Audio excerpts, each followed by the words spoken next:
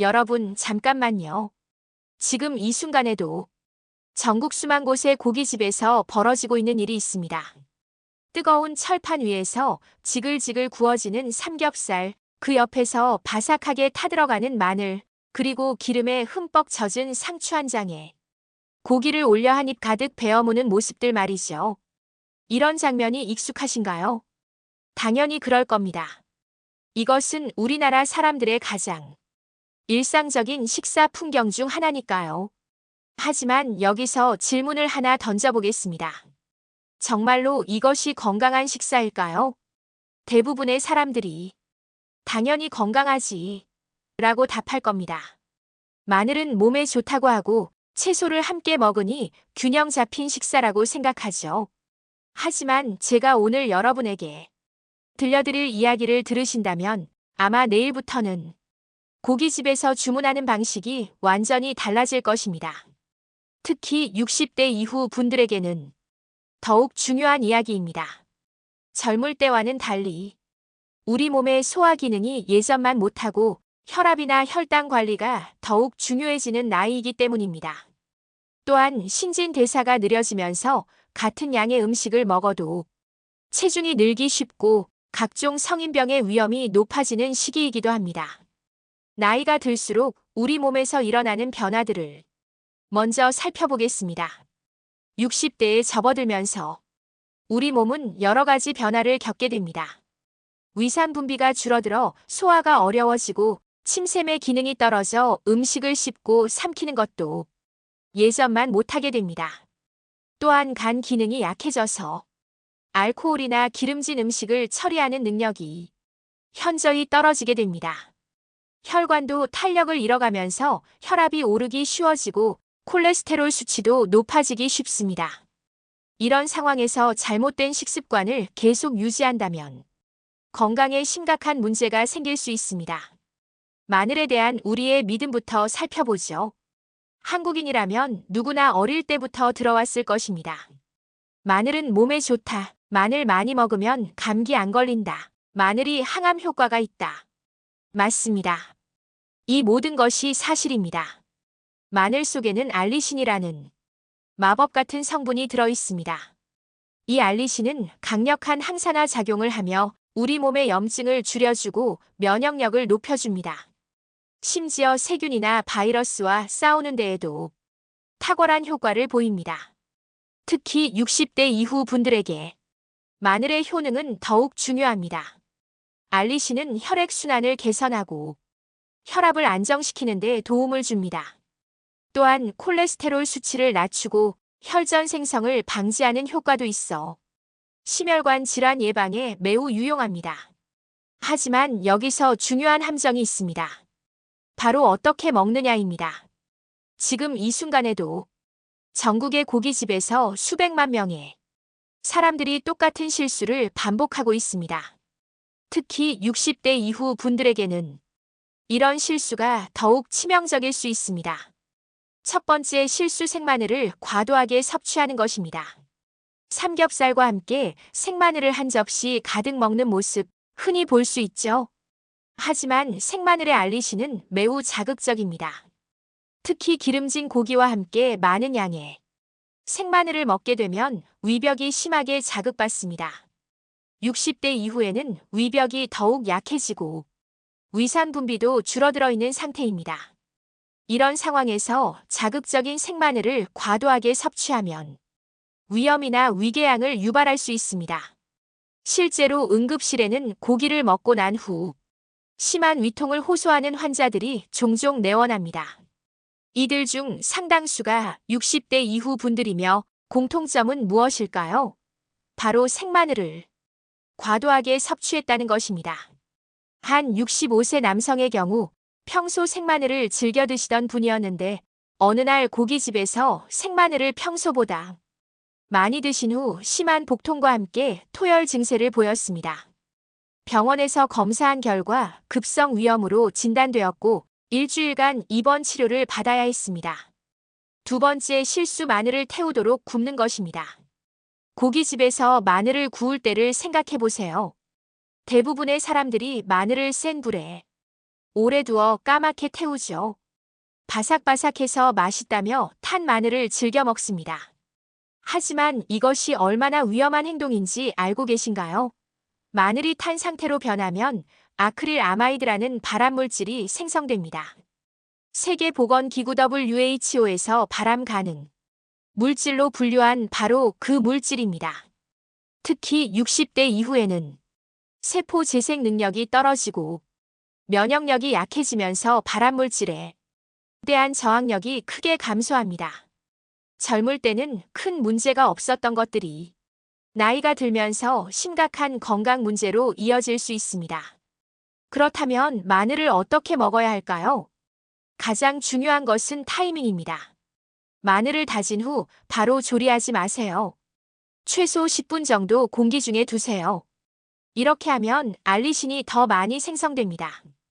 이는 마늘의 세포벽이 파괴되면서 알리나제라는 효소가 알리인이라는 성분과 만나 알리신을 만드는 과정이기 때문입니다. 그리고 구울 때는 절대 태우지 마세요. 약불에서 노릇노릇하게 익히는 것이 가장 이상적입니다. 마늘의 매운맛은 줄이면서도 건강 효과는 최대한 살릴 수 있습니다. 60대 이후 분들에게는 마늘을 조리해서 드시는 것을 더욱 강력히 권합니다. 생마늘의 자극을 줄이면서도 영양소는 그대로 섭취할 수 있기 때문입니다. 이제 채소 이야기를 해봅시다. 삼겹살과 함께 먹는 상추, 깻잎, 쌈무. 이런 채소들을 보면 마음이 놓이죠? 아, 고기만 먹는 게 아니라 채소도 함께 먹으니까 건강하게 먹는 거야 라고 생각하시나요? 하지만 현실은 다릅니다. 고깃집에서 벌어지는 또 다른 함정이 있습니다. 바로 채소가 고기 기름을 그대로 흡수하면서 오히려 지방 섭취량이 폭증하는 것입니다. 상상해보세요. 철판 위에서 삼겹살을 구우면 하얀 기름이 주르르 흘러나오죠. 이때 대부분의 사람들이 뜨거운 철판 위에 상추를 올려놓고 고기를 감싸 먹습니다. 이 과정에서 상추는 고기 기름을 스펀지처럼 흡수합니다. 결국 건강을 위해 먹었던 채소가 기름 덩어리가 되어버리는 것입니다. 60대 이후에는 지방 대사 능력이 크게 떨어집니다.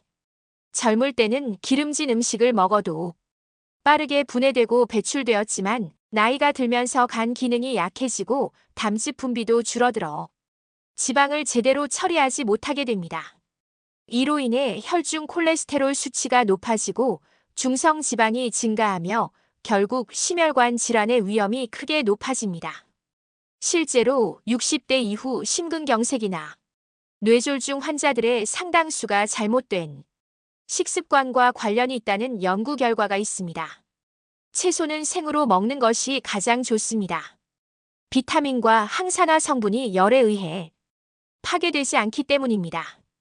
특히 상추와 깻잎의 풍부한 비타민 C는 열에 매우 약해서 조리 과정에서 대부분 파괴됩니다. 그리고 고기와 함께 먹을 때는 기름을 최대한 제거한 상태에서 먹으세요. 고기를 구운 후 키친타월로 기름을 제거하고 그 다음에 채소에 싸서 먹는 것이 좋습니다. 60대 이후 분들에게는 채소 섭취가 더욱 중요합니다. 나이가 들면서 변비가 생기기 쉬운데 채소의 식이섬유가 장 건강에 도움을 줍니다. 또한 채소의 각종 비타민과 미네랄이 노화 방지와 면역력 향상에 도움이 됩니다. 삼겹살을 먹을 때 빼놓을 수 없는 것이 바로 양념장입니다.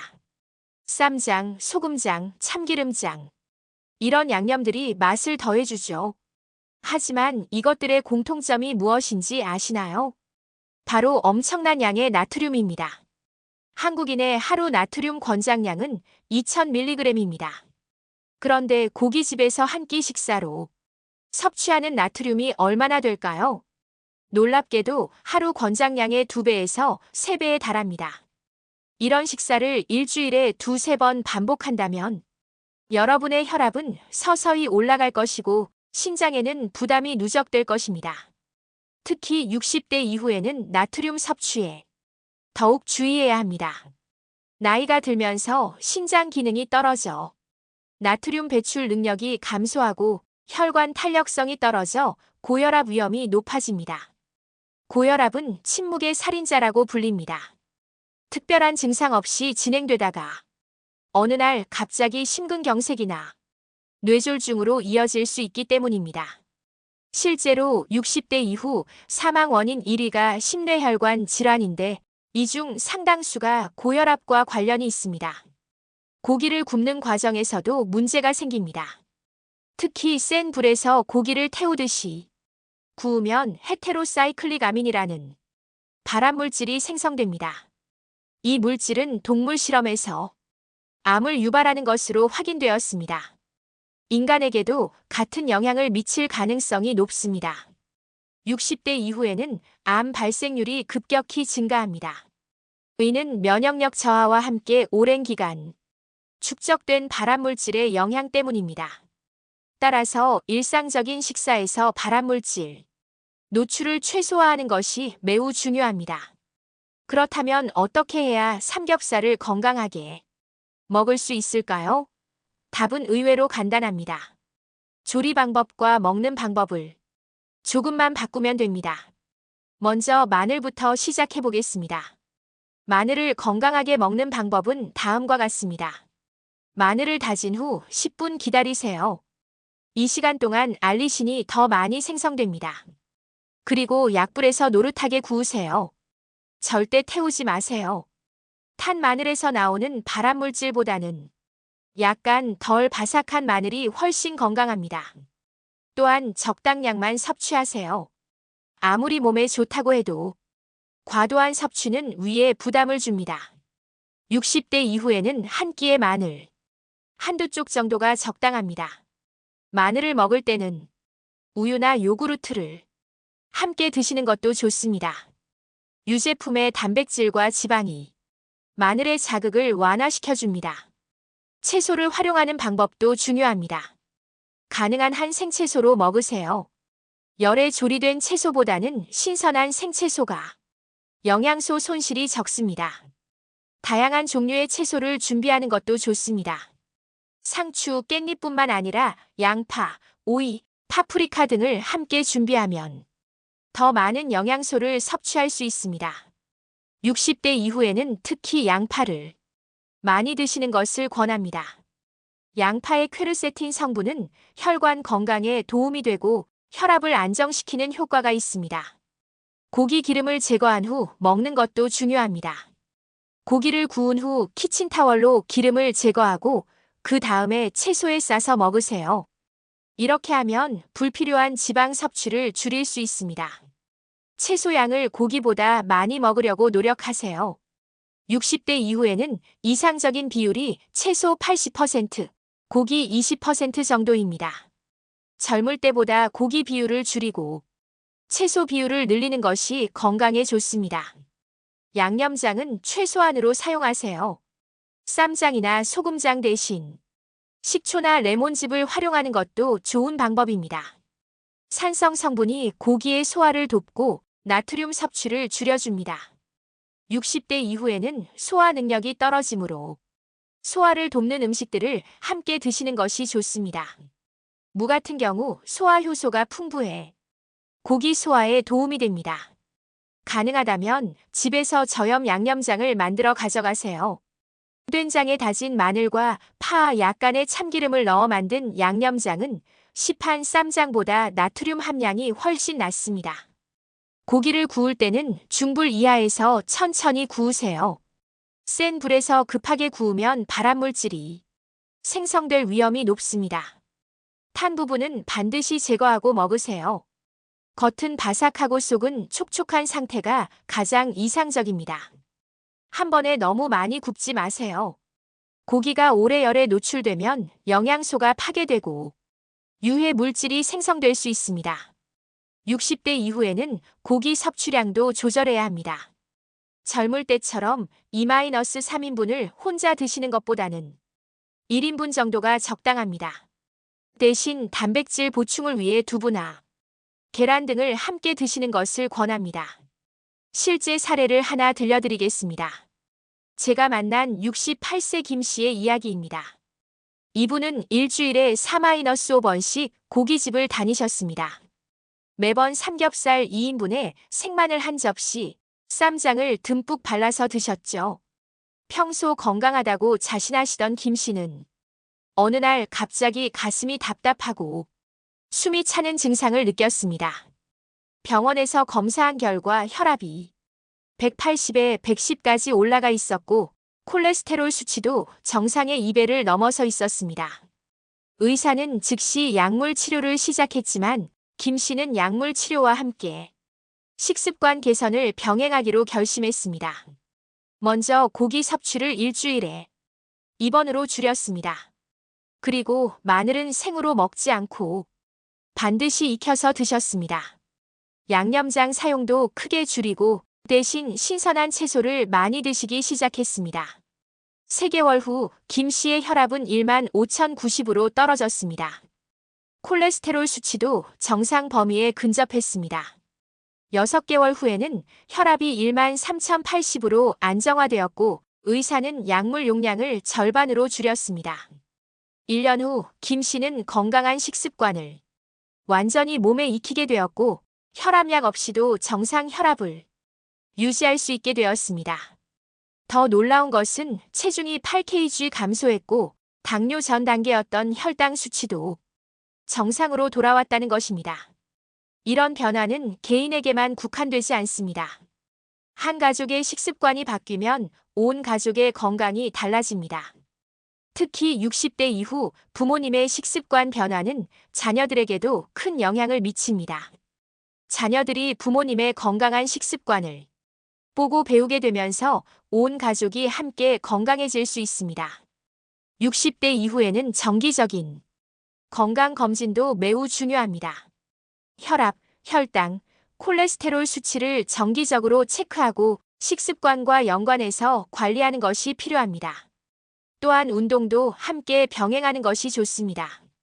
식사 후 30분 정도의 가벼운 산책은 소화를 돕고 혈당 상승을 억제하는 데 도움이 됩니다.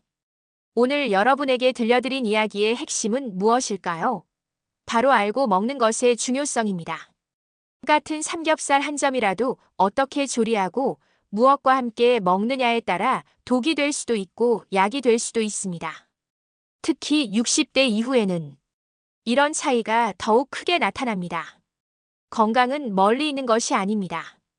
바로 오늘 저녁 여러분이 무엇을 어떻게 먹느냐에서 시작됩니다. 마늘 한쪽을 태우지 않고 노릇하게 구워 먹는 것, 채소를 기름기 없이 신선하게 먹는 것, 양념장을 조금만 사용하는 것. 이런 작은 변화들이 모여 큰 건강의 차이를 만듭니다. 60대 이후에는 이런 작은 변화들이 더욱 중요합니다. 젊을 때는 회복력이 좋아서 잘못된 식습관의 영향이 바로 나타나지 않지만 나이가 들면서 누적된 영향이 한꺼번에 나타나기 때문입니다. 여러분, 삼겹살을 먹지 말라는 것이 아닙니다. 맛있게 먹되 똑똑하게 먹으라는 것입니다. 특히 60대 이후에는 양보다는 질을 중시하는 식습관이 필요합니다. 지금 이 순간부터 여러분의 식탁이 달라질 것입니다. 마늘을 구울 때는 약불에서 노릇하게, 채소는 신선하게, 양념은 적당히. 이렇게 작은 변화들이 여러분과 가족의 건강한 미래를 만들어갈 것입니다. 60대 이후의 건강한 삶은 바로 이런 지혜로운 선택들에서 시작됩니다. 오늘 배운 내용을 실천해 보세요.